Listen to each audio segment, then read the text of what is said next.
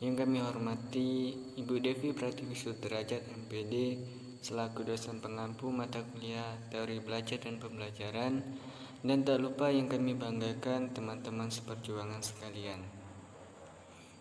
Pertama-tama marilah kita panjatkan puja dan puji syukur kita atas kehadirat Allah Subhanahu wa Ta'ala, yang mana atas berkat rahmat-Nya lah kita masih diberikan kesehatan dan kesempatan sehingga kita masih dapat melaksanakan kuliah walaupun via daring atau online ini. Kemudian salawat serta salam tak lupa kita aturkan ke junjungan Nabi besar kita, Nabi Muhammad sallallahu alaihi wasallam. Baiklah, di sini kami dari kelompok 5 akan mempresentasikan hasil makalah kami yang berjudul Implikasi Model Pemrosesan Informasi dalam Pembelajaran Kimia. Baik, sebelum memulai presentasi, saya akan memperkenalkan nama-nama dari anggota kelompok 5 ini. Saya sendiri Adi Pratama sebagai moderator, kemudian ada teman saya Desmi Rahmadani sebagai penjelas, selanjutnya ada Sonia Paradila sebagai penjelas, kemudian ada Nadia Silvia sebagai penjelas, selanjutnya ada Rozia sebagai penjelas, dan kemudian ada saudari Radesi Sauli Nurjana sebagai penjelas juga. Baik, untuk mempersingkat waktu, langsung saja kita mulai presentasinya. Yang pertama insya Allah akan dijelaskan oleh saudari Desmi Rahmadani mengenai model pemrosesan informasi menurut pandangan Robert M. Gagne. Kepada saudari Desmi, kami persilakan. Saya Desmi Rahmadani. Sebelumnya terima kasih kepada moderator yang telah mempersilakan saya untuk menyampaikan materi. Baiklah, di sini saya akan membahas tentang pandangan Robert M. Gagne. Menurutnya, belajar dipandang sebagai proses pengolahan informasi. Dalam pemrosesan informasi, terjadi adanya interaksi antara kondisi-kondisi internal dan kondisi-kondisi eksternal individu. Kondisi internal yaitu keadaan dalam diri individu. Sedangkan kondisi eksternal adalah rangsangan dari lingkungan yang mempengaruhi individu dalam proses pembelajaran. Robert M. Gagne ini merupakan salah satu tokoh pencetus teori ini. Teori ini memandang bahwa belajar adalah proses memperoleh informasi, mengolah informasi, menyimpan informasi, serta mengingat kembali informasi yang dikontrol oleh otak. Asumsi yang mendasari teori pemrosesan informasi Robert M. Gagne ini adalah bahwa pembelajaran merupakan faktor yang sangat penting dalam perkembangan. Selanjutnya, pengertian pemrosesan informasi. Teori pemrosesan informasi adalah teori kognitif tentang belajar yang menjelaskan pemrosesan, penyimpanan, dan pemanggilan kembali pengetahuan dari otak. Teori ini menjelaskan bagaimana seseorang memperoleh sejumlah informasi dan dapat diingat dalam waktu yang cukup lama. Oke, selanjutnya akan dilanjutkan oleh saudari Nadia yang akan menjelaskan tentang karakteristik pemrosesan informasi. Kepada saudari Nadia, kami persilakan. Selanjutnya 3. Karakteristik pemrosesan informasi. Robert Sinclair mendeskripsikan 3 karakteristik utama dari pendekatan pemrosesan informasi, yaitu yang pertama, proses berpikir, kedua, mekanisme pengubah, ketiga, modifikasi diri. Yang pertama, proses berpikir. Sinclair berpendapat bahwa berpikir adalah pemrosesan informasi dengan penjelasan ketika anak merasakan, kemudian penyandian, merepresentasikan, dan menyiapkan informasi. Maka proses inilah yang disebut dengan proses berpikir. Yang kedua, mekanisme pengubah.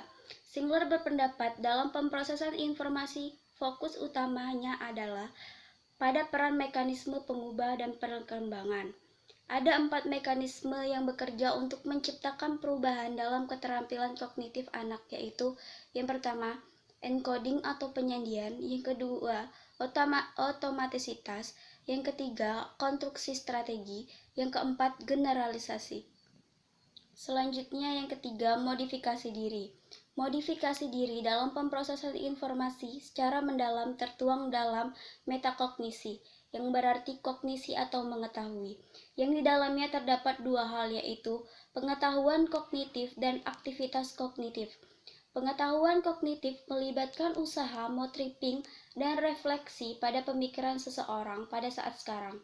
Sedangkan aktivitas kognitif terjadi saat murid secara sadar menyesuaikan dan mengelola strategi pemikiran mereka pada saat memecahkan masalah dan memikirkan suatu tujuan.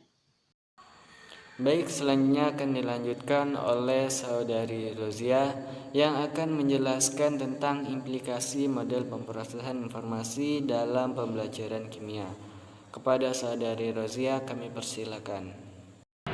Selanjutnya 4. Implikasi dalam pembelajaran kimia. Implikasi dalam pembelajaran kimia dibagi menjadi 4. Yang pertama yaitu melakukan tindakan untuk menarik perhatian peserta didik. Sebelum memulai proses pembelajaran, seorang guru hendaklah merancang agar proses pembelajaran kimia yang akan dilaksanakan bisa semenarik mungkin, sehingga siswa dapat termotivasi dan tertarik pada pembelajaran yang akan disampaikan oleh guru tersebut.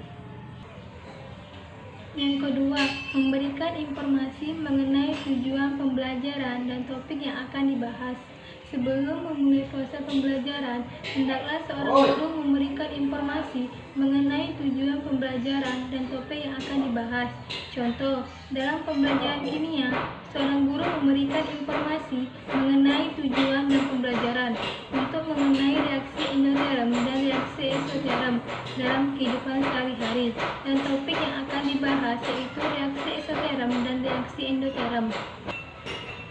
3. Merangsang peserta didik untuk memulai aktivitas pembelajaran.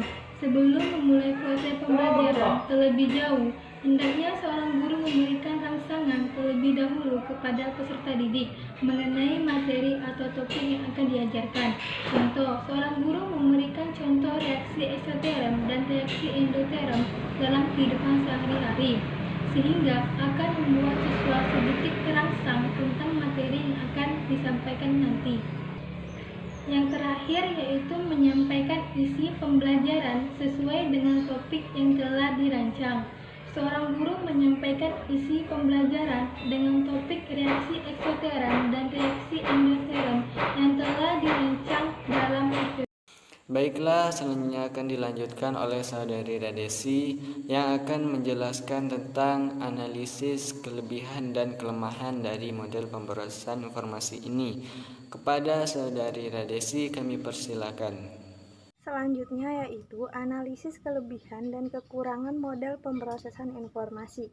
Kelebihannya yaitu dengan menggunakan teori pemrosesan informasi akan membantu meningkatkan keaktifan siswa untuk berpikir dalam kegiatan pembelajaran. Siswa akan berusaha mengaitkan suatu kejadian atau proses pembelajaran yang menarik dengan materi yang disampaikan. Karena dalam teori pemrosesan informasi, guru atau pendidik dituntut untuk kreatif dalam memberikan pengajaran terhadap peserta didik.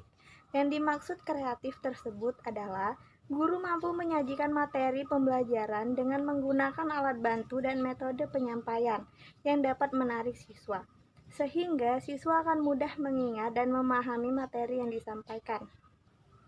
Selanjutnya yaitu analisis kelemahan model pemrosesan informasi. Jika seorang guru tidak bisa menyampaikan materi pembelajaran dengan metode dan alat bantu yang dapat menarik siswa, maka proses pembelajaran akan terasa membosankan, sehingga tidak dapat menarik perhatian siswa yang mengakibatkan tidak tercapainya tujuan pembelajaran.